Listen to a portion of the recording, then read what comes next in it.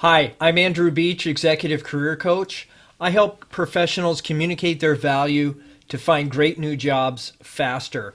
Today, we're going to talk about LinkedIn Prison.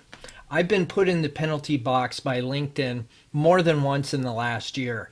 That comes from a couple of things. One, making a large number of connection requests and having none of those people say yes. Number two, if somebody clicks on an option when you send them a request that says ignore and I don't know this person or that it's spam, then that puts a flag on your account.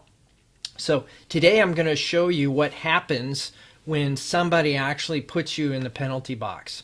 So let's say, for instance, a lot of the people that I coach are looking for connections at target companies.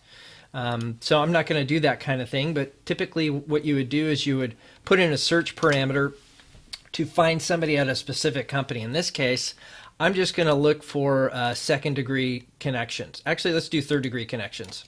I'll show you a couple things here, okay? So if I'm looking at all the people in my LinkedIn database, I'm seeing that there's roughly 700,000 people in my third degree level of connection. And there may be some people in here that I actually want to connect with. So it looks like it's not showing me that, but let's go with second degree connections and with the person who has the most shared. So let's go with this gentleman here.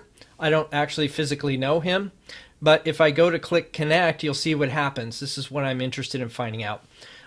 They're asking me for his email address. Now, in LinkedIn land, typically you'd hit connect and you would say either connect or send a note, okay? And you still have the option here to send a note, but there's no option here just to say send invitation. You actually have to enter an email address before they'll actually allow that connection request to be sent, okay?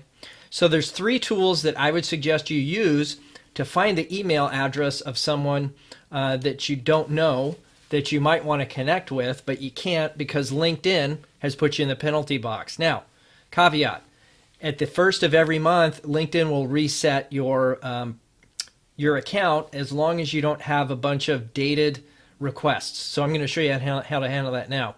So if you go into your network and you take a look at manage all here at the top, you manage all, and then you'll be able to see all the people that you've sent requests to. Now currently I only have 60, okay? And so if there's any of them in there that are dated, maybe 3, 4, 5 months back that haven't been responded to, I would go in and actually clear all those out so that you only have connection requests from maybe the last handful of days. There's three tools I recommend that you consider using to find the email address of people you don't know. And I'm going to share this with you now. The first one is called Email Hippo. Now, Email Hippo works really good if you know the standard convention for emails at a company. For instance, it's very common that a company will use first name dot last name at their company website.com. Okay? So for instance, if I'm looking for somebody at Nike, it would be first name dot last name at nike.com. And that's a fairly common process.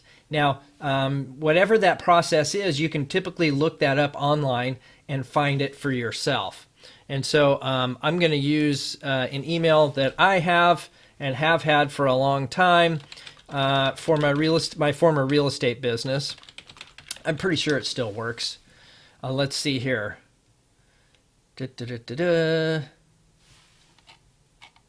Okay, so you can see down here, when you enter that in, I had to scroll down a little bit because it was hidden.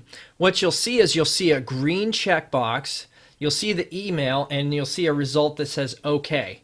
If you don't get those three things, I don't think you should consider that a valid email, okay? And so if you go through that as a first step, kind of figure out what the email convention is for that company, enter it here at Email Hippo, and then you can move on to using some of the other tools. So the second tool is something called RocketReach. Now RocketReach is a paid service. However, they allow you to have, I believe, up to 5 or 10 per month free searches on this platform. So if this is a strategic person that you really want to connect with and you can't seem to access them either on LinkedIn with the email or any other method, this is a great place to find an email to send them a direct message on their email address. if they don't have that set up. Okay, so RocketReach is the first one.